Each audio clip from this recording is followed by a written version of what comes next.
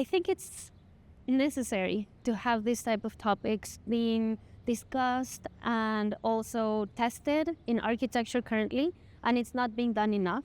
So to me, it was amazing to finally see a biennial that's addressing these topics full front.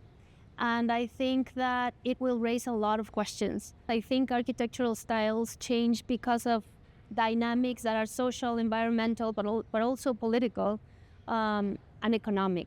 So conditions that shape the way we address architecture, even like cities, not even just architecture.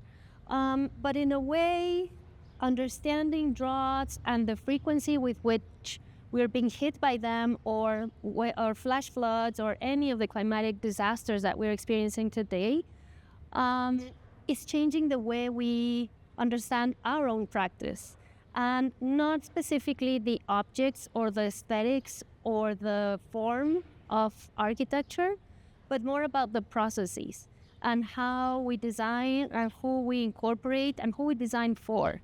I think vernacular architecture, or even historic approaches to climate in different latitudes, are becoming a reference worldwide because of different reasons. Mainly, they're done under very, let's say,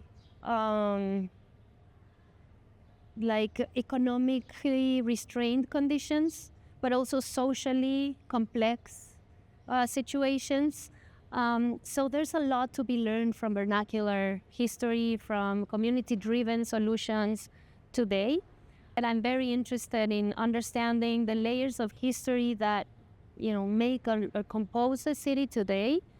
And I think that we have to learn how to use these vernacular references as, as examples, because they were done by many, many years, but by a lot of knowledge that's not typically drawn from science or conventional science bases. And I think we need to reinvent the way we read that knowledge and how we use it today, understanding the role of technology back then and now, and how it mediates humans with climate. And there's a role for architecture there to be part of that mediation and allow for conversations that we won't be designing ourselves, but inviting communities to design for climates that affect them directly.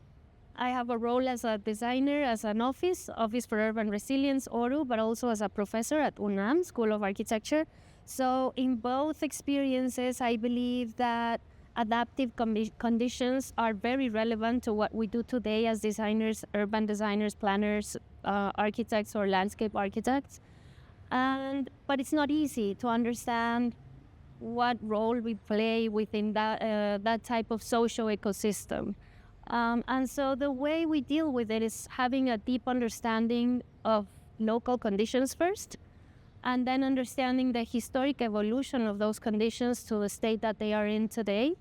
So then we can see references of other places that have been successful, which also entails defining what success is for the project, and finally coming up with innovative and creative solutions that use technologies as a mediator, as I said, for climate, with material conditions that are very specific to a site, but also who's building it and who's using that space and who's gonna own it, but also change it and transform it over time. I would say climate forms part of every single discussion and conversation I have around a project, whether it's an academic project or a professional project.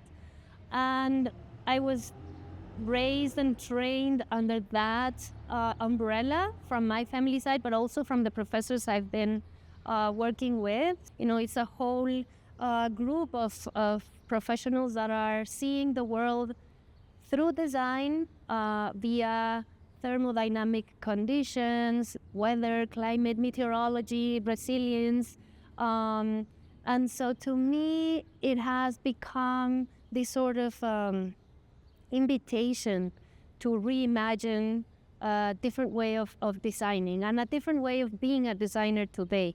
So it's super exciting to me, and I cannot wait to see, the results of these pavilions and all of the work that has been put together for this Biennale. Because I'm very curious about what others think about the topic and where we can take it collectively towards a better future, a faster, better future.